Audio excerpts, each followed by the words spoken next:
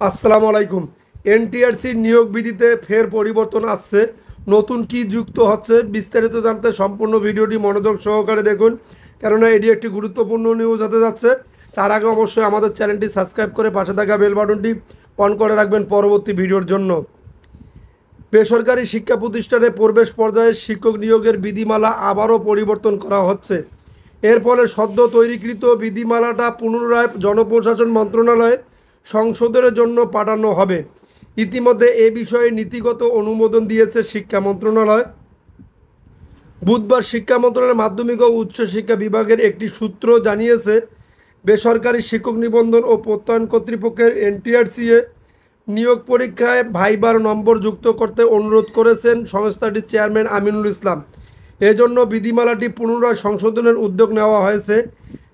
বিধি সংশোধনের পর 19তম শিক্ষক নিয়োগের বিজ্ঞপ্তি প্রকাশ করা হবে।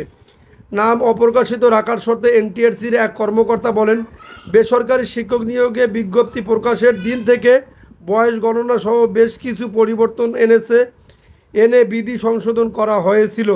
বিধিটি জনপ্রশাসন মন্ত্রণালয়ের হয়ে সচিব কমিটিতে পাশ হয়েছিল, তবে সেই বিধি আবারও সংশোধন করতে হবে এবং সংশোধনীতে ভাইবার নম্বর যুক্ত করা হবে। শীঘ্রই বিধি সংশোধনের কার্যক্রম শুরু হবে। পুনরায় বিধি সংশোধনের ফলে নম্বরের মধ্যে 19তম শিক্ষক নিয়োগ বিজ্ঞপ্তি প্রকাশ করা সম্ভব হবে কিনা এমন প্রশ্নের জবাবে মন্ত্রণালয়ের ওই কর্মকর্তা আরও বলেন, বিধি সংশোধন করতে গেলে 19তম নিবন্ধনের কার্যক্রম শুরু করতে বিলম্ব হবে।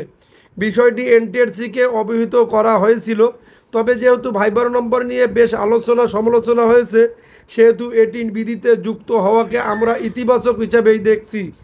বিধি পরিবর্তন করে পরিপত্র জারি করতে কিছুটা সময় লাগবে, ফলে নভেম্বরের মধ্যে 19তম নিয়োগের কার্যক্রম শুরু করা সম্ভব হবে কিনা সেটি এই মুহূর্তে বলা মুশকিল। এনটিআরসির সংশোধিত বিধিমালা অনুযায়ী বেসরকারি শিক্ষা প্রতিষ্ঠানে শিক্ষক নিয়োগ পরীক্ষা থাকবে দুটি ধাপ: বাছাই নির্বাচনী পরীক্ষা ও মৌখিক পরীক্ষা। প্রথম ধাপে অনুষ্ঠিত হবে নির্বাচনী পরীক্ষা, যা এমসিকিউ ভিত্তিক হতে পারে। এ পরীক্ষার বিষয় ও নম্বর নির্ধারণ করবে সংশ্লিষ্ট কর্তৃপক্ষ। প্রাথমিক পরীক্ষায় উত্তীর্ণ প্রার্থীদের মধ্যে থেকে 0 পদের দ্বিগুণ প্রার্থীকে ডাকা হবে মৌখিক পরীক্ষার জন্য। দ্বিতীয় ধাপের মৌখিক পরীক্ষা হবে 20 নম্বরের। উভয় ধাপেই উত্তীর্ণ হতে ন্যূনতম 40 নম্বর পেতে হবে। তবে চূড়ান্ত মেধা তালিকা প্রস্তুত হবে শুধুমাত্র নির্বাচনী পরীক্ষার প্রাপ্ত নম্বরের ভিত্তিতে। মৌখিক পরীক্ষার ফল প্রকাশ করা হবে এবং সেখানে 0 পদের অতিরিক্ত 20% প্রার্থীর নামও অন্তর্ভুক্ত থাকবে।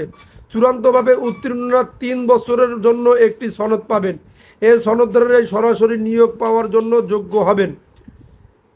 নতুন বিধিমালায় নিয়োগের সময় বয়স সীমা 35 বছরই বহাল থাকবে, তবে বয়স গণনা করা হবে বিজ্ঞপ্তি প্রকাশের দিন থেকে। এর ফলে সনদ পেতে পেতে কারো বয়স 35 বছর অতিক্রম করলেও তারা চাকরির জন্য যোগ্য বলে বিবেচিত হবে। বর্তমানে শিক্ষক নিবন্ধন সনদ থাকা সত্ত্বেও প্রার্থীদের দীর্ঘদিন অপেক্ষা করতে হয়। এনটিআরসির সুপারিশ পাওয়ার পরও নানা জটিলতা তৈরি হয়। নতুন বিধিমালায় এসব জটিলতা দূর করার উদ্দেশ্যে প্রণয়ন করা হচ্ছে।